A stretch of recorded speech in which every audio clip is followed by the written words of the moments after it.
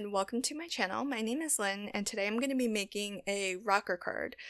So with this card, I did already create my card base, which was just a circle that I scored in half and folded. And I have a few more mats and layers that I need to cut out, so I'll show you a couple different ways to cut out some circles. So if you don't have a die cutting machine or nested circle dies, there's this little tool on the market that I picked up on Amazon. I think it was only maybe 10 or 12 bucks. And it will let you cut out circles anywhere from, I think 4 inches is the smallest, up to 12 inches in diameter. So amazing range, and you can slide the cutting blade to any dimension you want. So you have infinite number of size circles. So that tool is really, really handy, especially if you do need something very, very specific. And it cuts really well. The tool I got came with extra blades as well. You don't have to put a lot of pressure to hold it down in the center or to cut it. So really fantastic. If you do have a die cutting machine but you don't yet own a set of nested shapes of any shape, then I highly recommend these ones from Creative because they go all the way up to 8x8. I think all of their nested shape die sets go up to 8x8, and they go all the way down to an inch or smaller.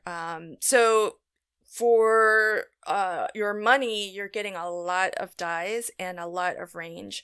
And if you're like me and you create mostly US A2 size cards, which are 4 1/4 by 5 1/2, you may think that dies that go up to 8x8 seem kind of excessive, but I invested in a couple of these sets because I think that I might possibly use them for some home decor pieces. I might get into larger scale mixed media projects and 3D makes or gifts and things like that. So you just never know, when you might need something larger than your typical card. And so it's nice to have a set of dies that will grow with you as a paper crafter, and especially since it's not an expensive set. Okay, so then I'm gonna start to assemble my card here. I've got some mats and layers, and I'm gonna start to layer them all up and get them all attached. I did leave the coloring in, but I'll go ahead and mark the timestamp so that if you want to skip the coloring, then you can totally do that and pick up where the card construction resumes. So I treated myself to some skin tone Copic markers. So they are pretty much the only Copics that I have. I think I have a few others in the purple range because my purple range in Ohuhus aren't too deep. So I've really gotten into coloring characters, and that's one of the reasons why I invested in Copics. And with coloring skin, it's the only time I actually start light and then go dark. For the rest of my alcohol marker coloring, as you can see here, I start with my darkest color and then I go light. And I make as many passes as I think I'll need in order to get the sort of contrast that I'm looking for between the shadow and the highlight areas. And I was trying something a little bit different here with her hair, where I actually used a blue gray for my highlight just to give her hair sort of a tinge or a little hint of blue, because I am going for a sort of a winter birthday baby kind of card. And so I was trying to stick to a color palette of blues and grays. And so rather than just choosing a neutral gray or a cool gray, I wanted to see what a blue gray would look like in her hair. And I think it looked pretty good. I may do more of it, especially since I'm gonna dress her in blue, and there's a lot of blue on the card as well.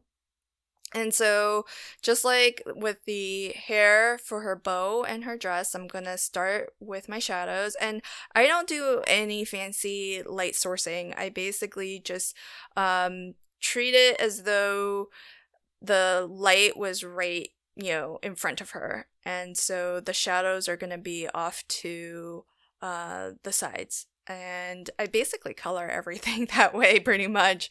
But I think that it's a nice touch to have a little bit of the fine liner that I had in brown to give some extra detail to her eyes. And that's one thing that I might try to experiment a little bit more with, which is adding some extra texture and detail with something like a fine liner or color pencils. I've heard a lot of people use right over their Copic coloring. So that might be my next step to experiment with.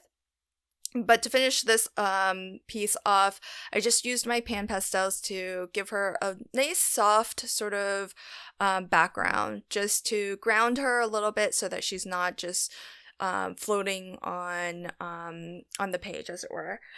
And so I'll just add her to my previous mats and layers, and the pattern paper that I'm using is actually another digi paper from Polkadoodles, and the original paper actually was multicolor in reds and orange and yellows, and it was beautiful but didn't quite fit in with my color scheme on my card. But I loved the pattern, I loved having the words, and so I just digitally color shifted it before I printed it out.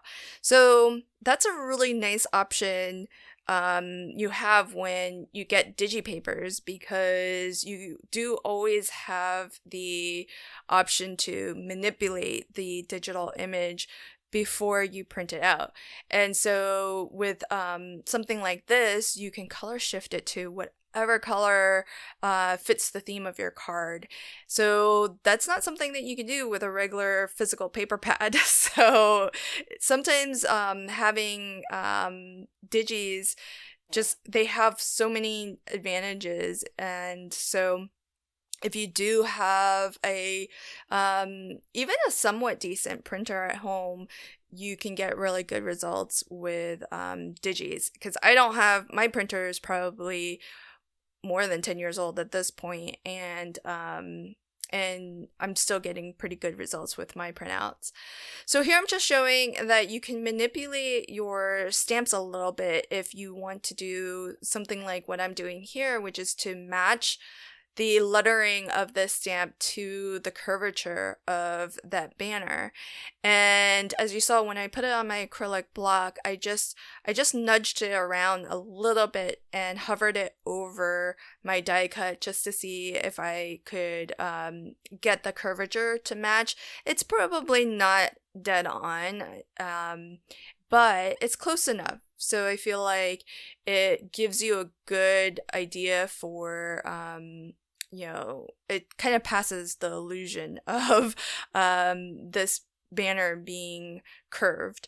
And so I do have it paused here, so when I resume this, you'll realize, because I did put some clear embossing powder over it, but I didn't let it sit that whole time. It was paused as I was just describing what I was doing. And because I did use my VersaFine ink, which does have a decent open time before it completely dries, you can do embossing powder techniques like this. And I have so much clear embossing powder, as you saw there. It's whenever I can, I try to use it, and it's just that nice little touch of giving your sentiment a nice glossy, almost enamel finish. And it's also a nice tactile kind of finish to your card too, because it does have that sort of enamel feel to it when it's fully melted. And I just want to have this fit in with the my little girl illustration, or coloring, I should say.